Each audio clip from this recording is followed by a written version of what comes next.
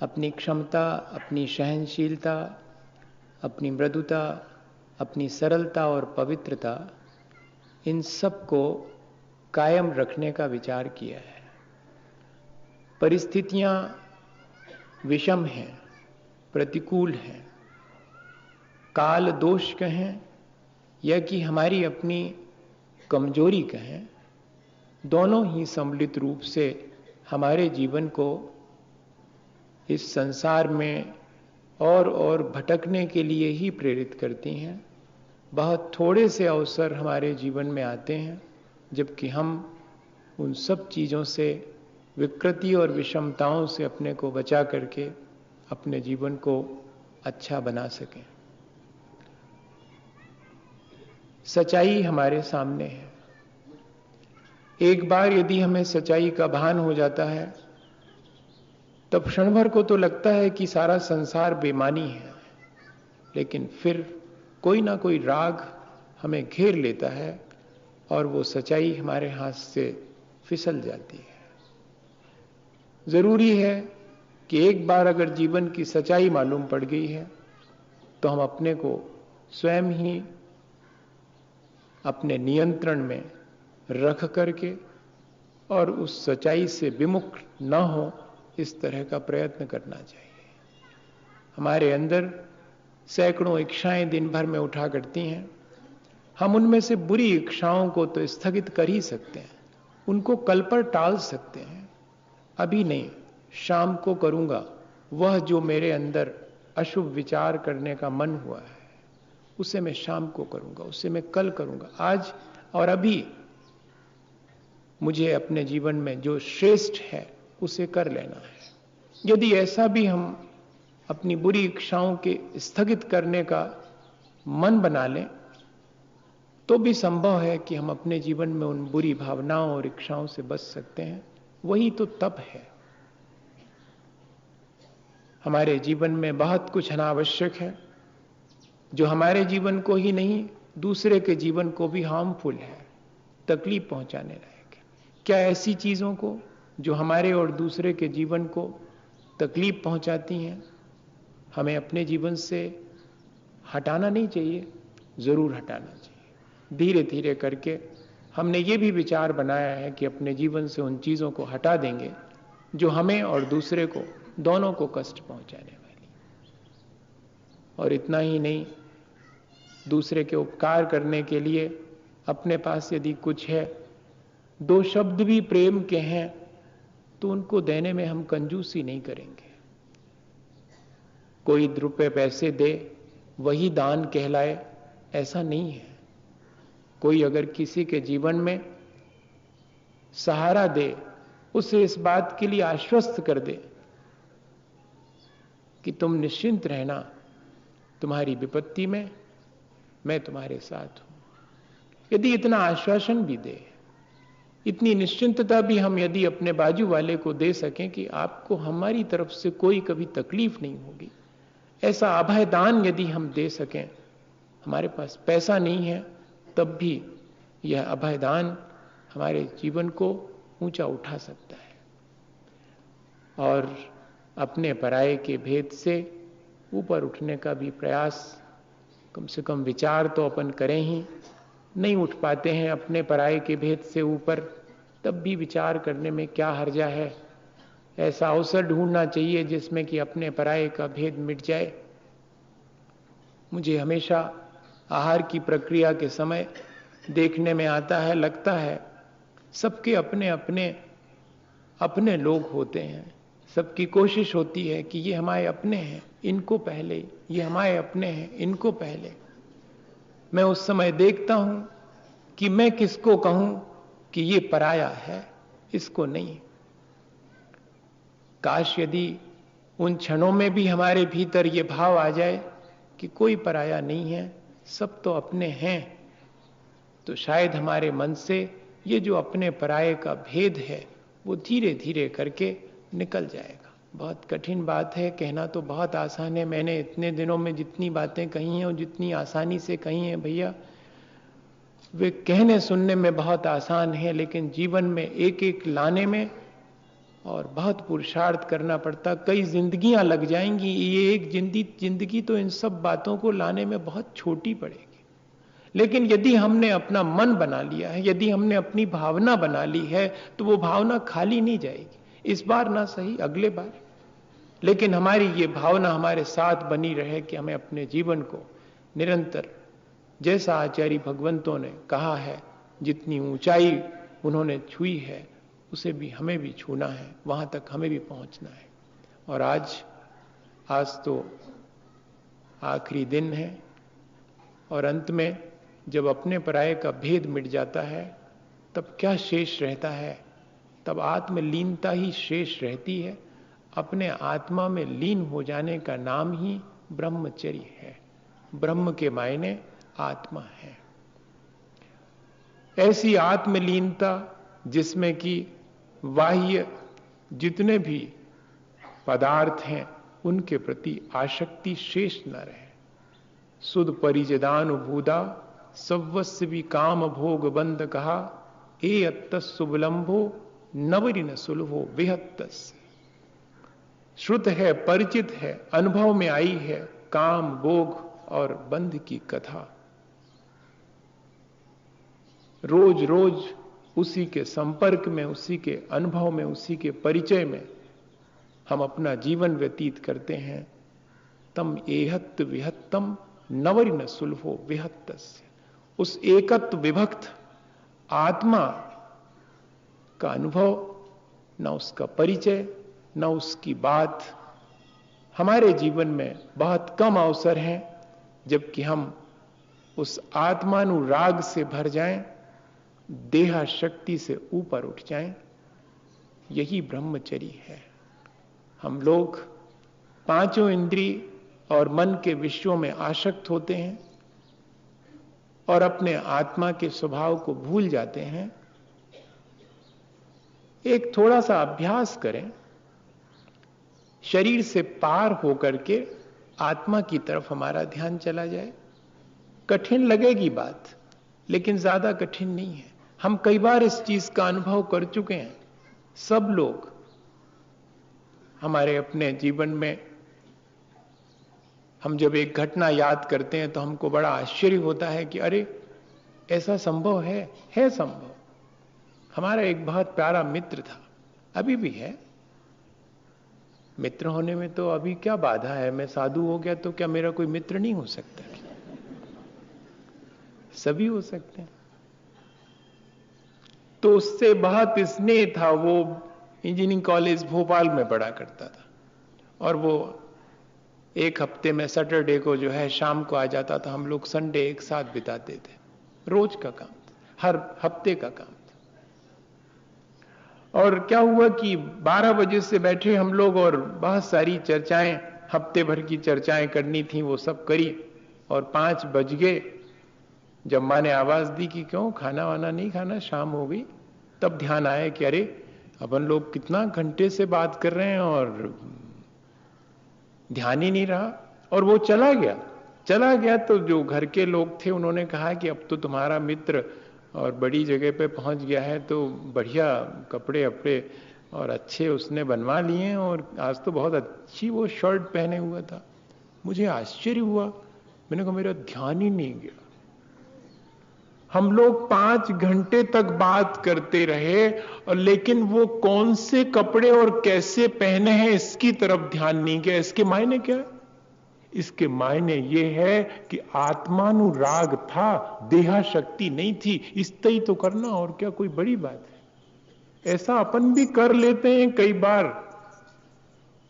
और ऐसा यदि निरंतर हो जावे कि हमारा देह से अलग हट करके उस आत्मा के प्रति अनुराग हो जावे। अभी हमारा अनुराग देह से ज्यादा होता है, आत्मा से कम होता है। होता तो है, आत्मा से भी प्रेम होता है, लेकिन अपने स्वार्थ बस होता है। वास्तव में आत्मा से अनुराग होने का मतलब है अपने और दूसरे दोनों के कल्याण की भावना रख करके जो हमारे अंदर प्रेम होता है, वास्तव में वो है ब्रह्मचर्य। ज्ञानेंद्र कुमार ने लिखा, साहित्यकार थे, उन्होंने एक उपन्यास में लिखा है कि हम अपने पिता की जीवन साथी को अपनी मां मानते हैं।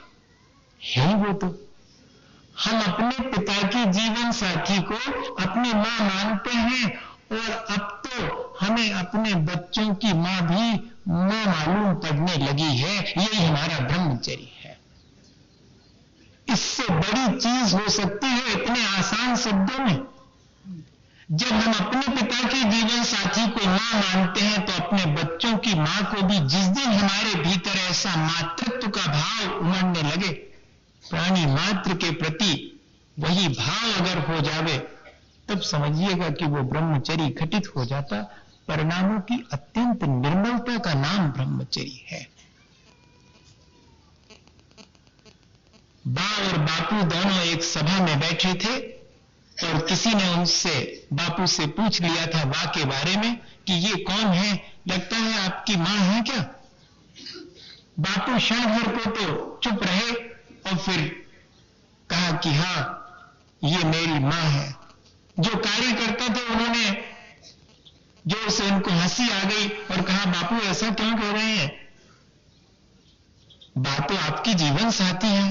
अरे बोले, जीवन साथी तो है वो हमारी, लेकिन अब वो मां ज्यादा हो गई। सवेरे से हमको जगाती है, फिर हम हमारे कपड़ों की व्यवस्था करती, हमको नहलाती धुलाती, हमको भोजन कराने बैठते तो पंखा हिलाती रहती, फिर रात में सुला देती कि अब सो जाओ, बहुत देर हो गई, थपकी दे करके। तो हमारी मां तो हो ही गई।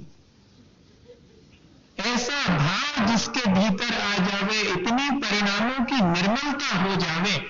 संबंध वही है, संबंध में कोई कड़वाहट और खटास नहीं आई है, संबंध वही है, लेकिन उन संबंधों में इतनी मृदुता और इतनी निर्मलता आ गई है। ऐसा भी तो हो सकता है, कल तक दिलों में आसक्ति थी, सो संसार बढ़ाया, बच्चों को जन्म दिया, इतना ही नहीं, पाल पोस कर उन्हें अपना धर्म भी दे दिया।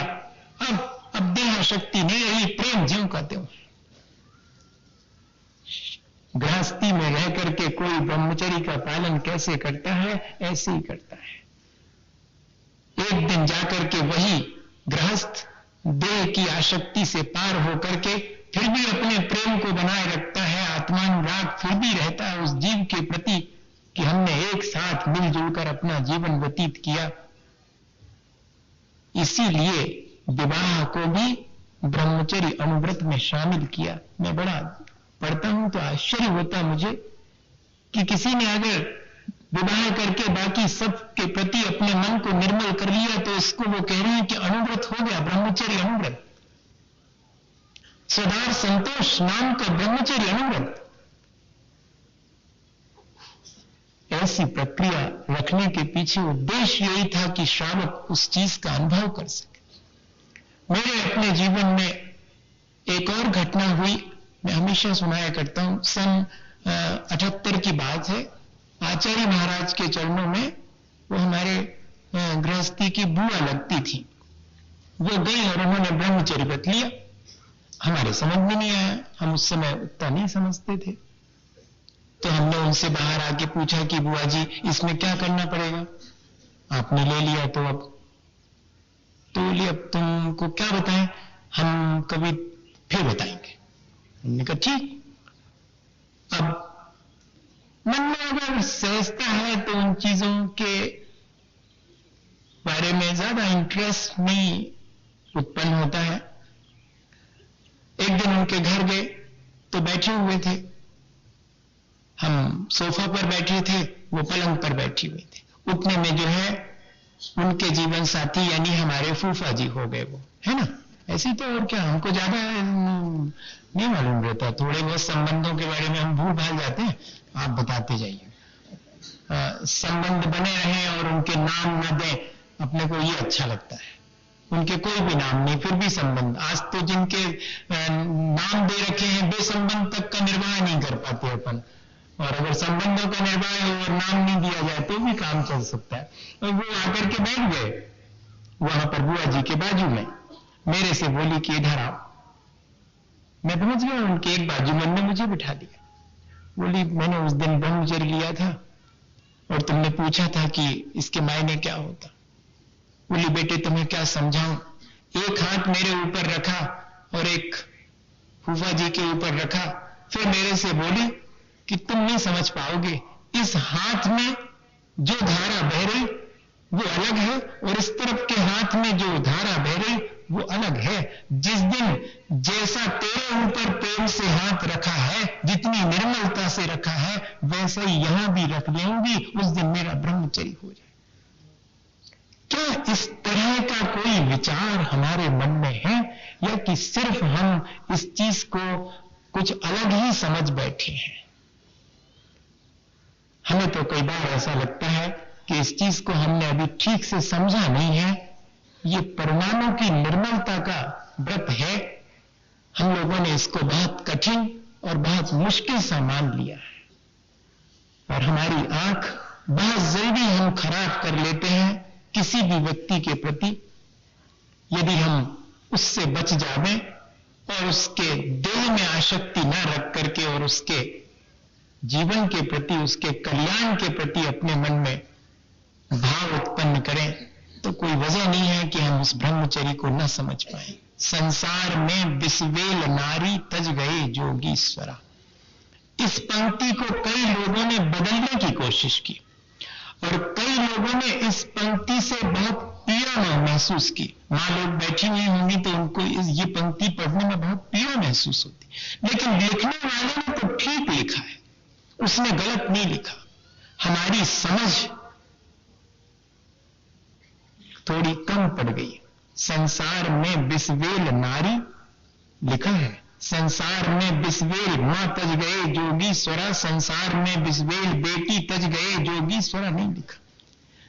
नारी मेरी अपनी वासना है, वरना तो वो किसी की मां है, किसी की बेटी है और किसी की बहन है। वो सिर्फ मैंने अपनी वासना से उसे वो रूप दिया है, इसके अलावा कुछ नहीं।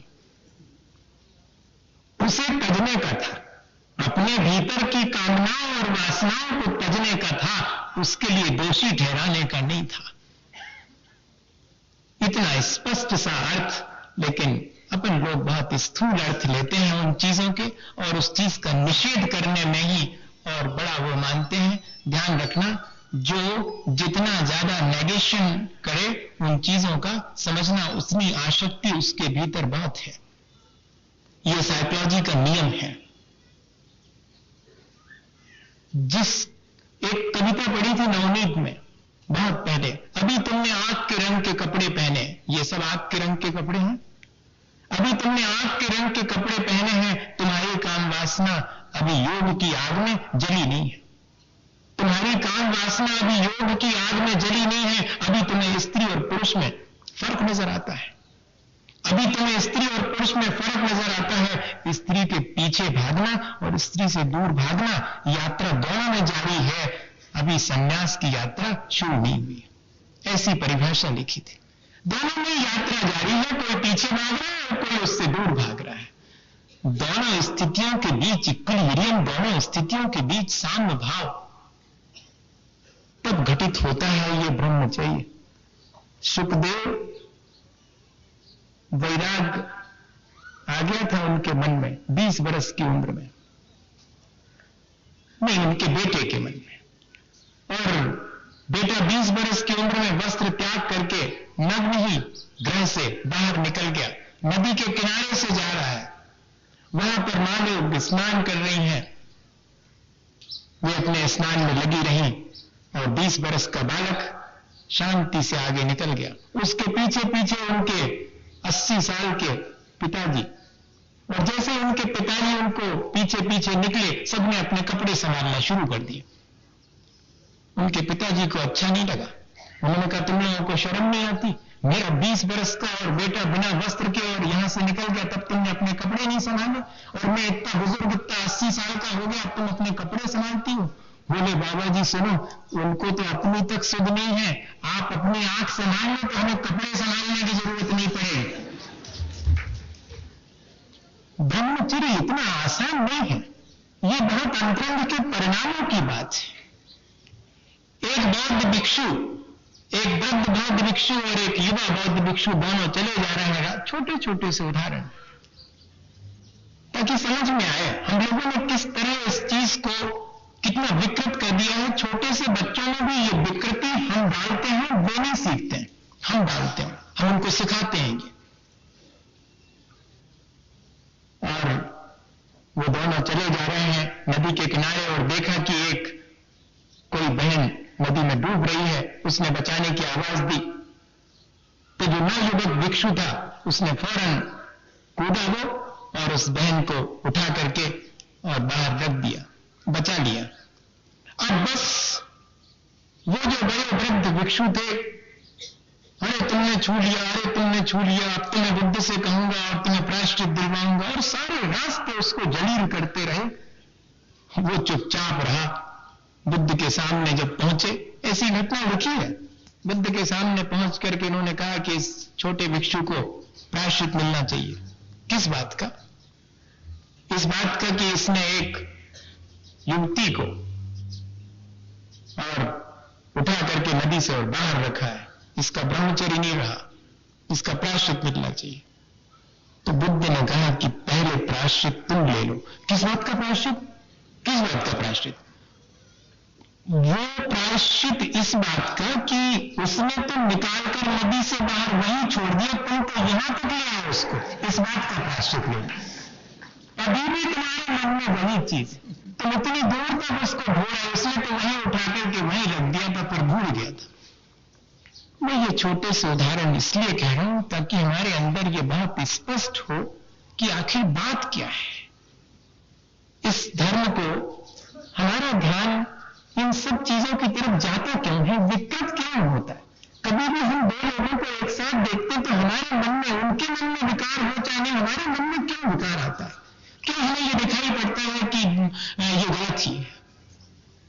वो जैसा है वो हमारा मन क्यों विकृत होता है, हमें ये नहीं समझ में आता। इसका मतलब है कि कहीं हमने, हमारी अपनी चूक है, हमारी अपनी कमजोरी है जिसे हमें निकालना चाहिए। ये जो मन की मलिनता है वास्तव में वो हटाने का उपाय करना चाहिए। उसके लिए आचार्य भगवंतों ने और 4 बातें लिखी हैं कि स्वस्थ मानसिकता, इंद्रियों पर संयम, 5 इंद्रियों पर, ऐसा नहीं सिर्फ एक पर।